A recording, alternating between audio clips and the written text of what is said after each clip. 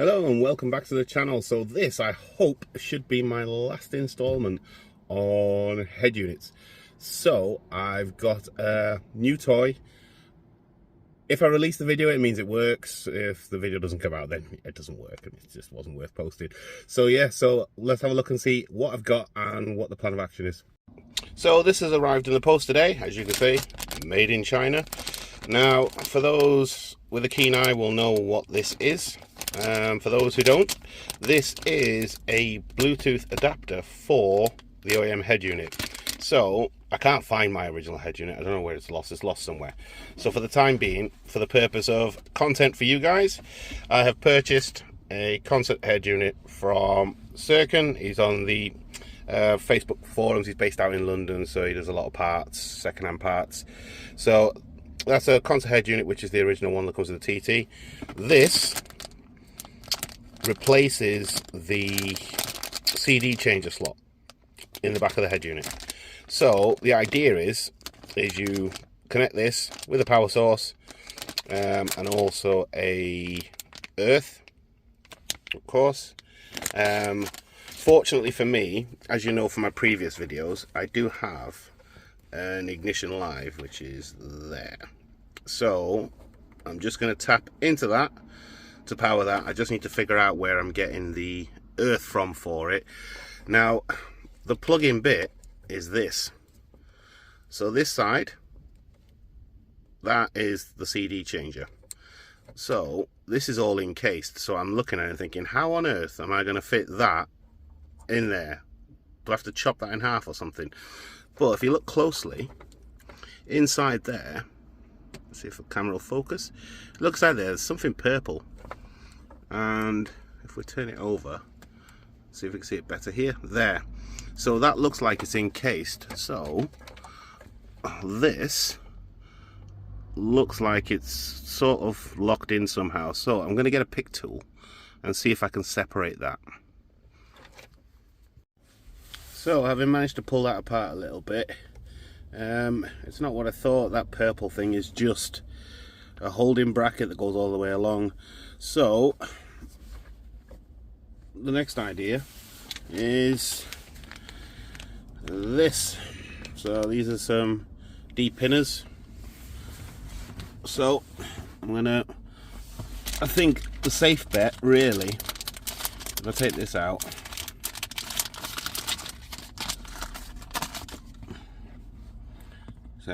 so that sits in that side.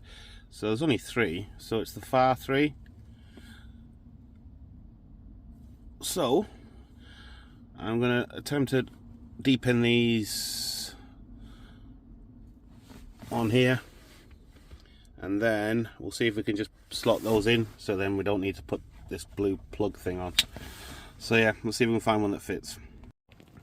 So with this here, I thought that purple thing was like this, so you can swap it out, and this purple bit behind it I've now found is some sort of lock.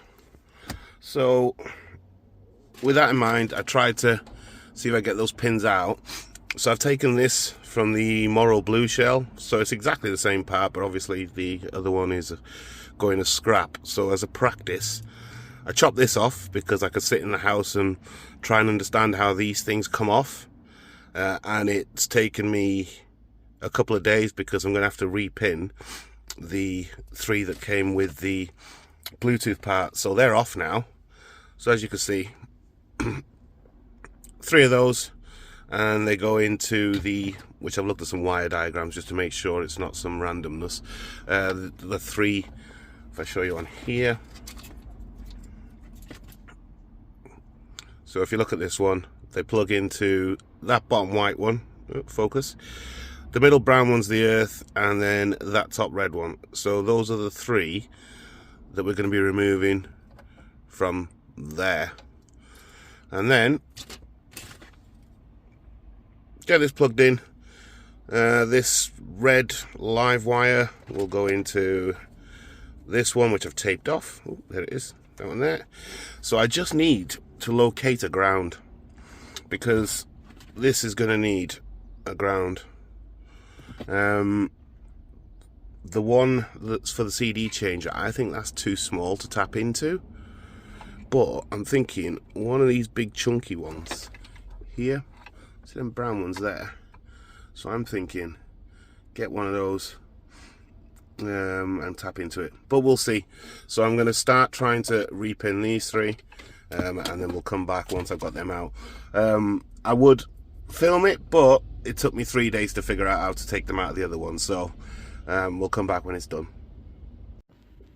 There we go. That's one down, 2 to go. And that's 2. So far I've been on it about 5 minutes. So yeah, it's not too bad really.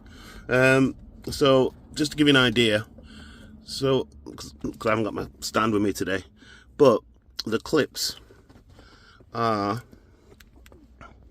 see them there? There's one there, right on the top.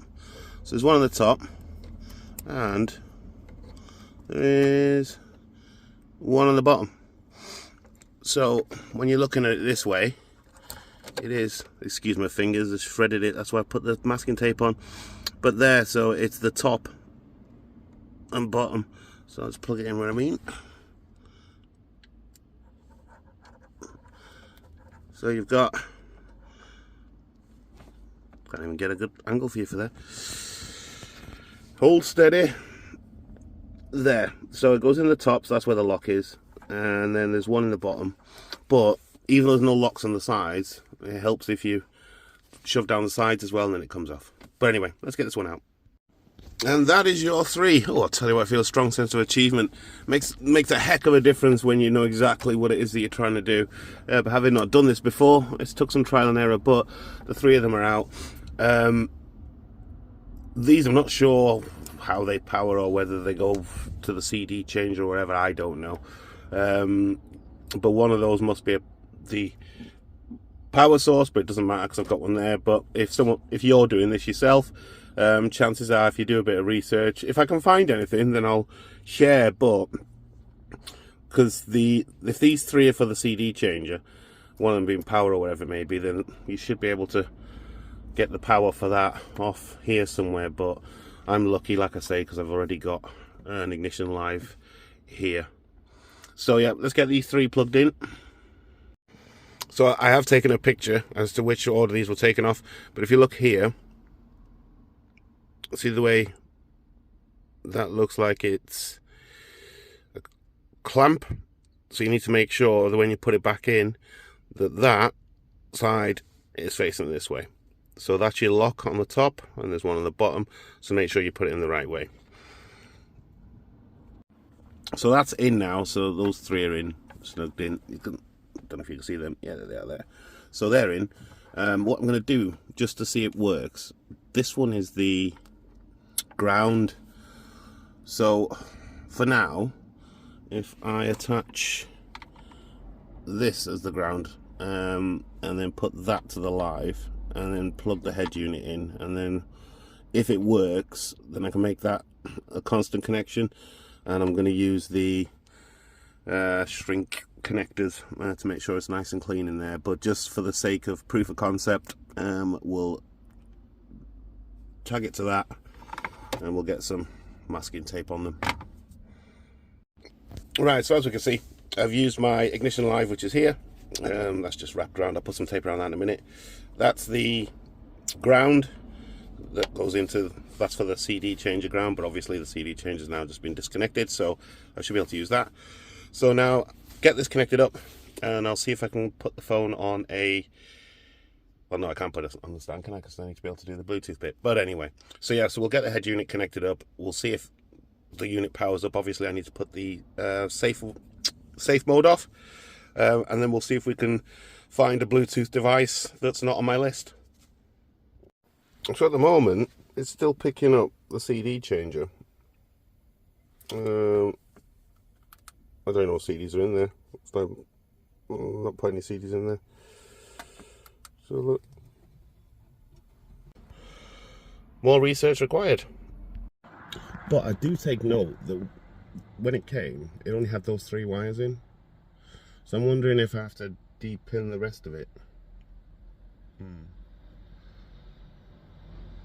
I'll take a look at the wiring and then look at taking out the rest of the other plugs, because at the moment it's still powering the CD changer and that's still showing up on the screen, but that's not what I want. So yeah. Now there is one thing I've just thought of. I put an ignition live on it and the ignition wasn't on, but the head unit's coming on without the key. So I put the ignition on. I'm going to check now and see if I can find the Bluetooth device. So we have an update. I don't know, it's a bit weird at the minute, but let me come back to you in a sec. I'm going to go and grab something else and then, yeah, I'll show you exactly what I mean, because I can't be getting done with copyright, but the only way to prove it is to try and play something. So anyway, so give me 1 minute. So I'm sorted now. So what I've done is borrowed Doc's phone, because it's easier to show you this stuff then that way. So if I Bluetooth, ignition's on.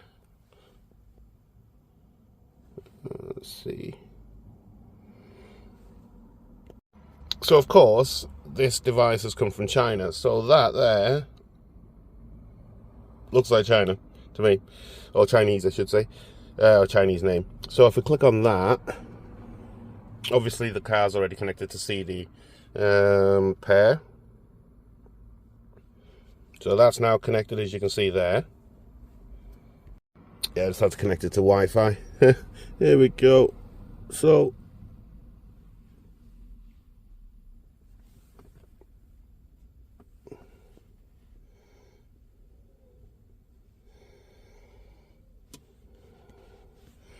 of course my channel here. So if I pick, no, I can't pick that one because that one's got music on it. So we'll go video.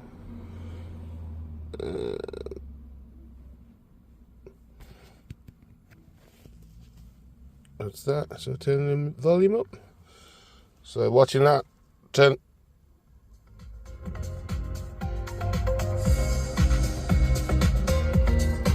There, as you can see,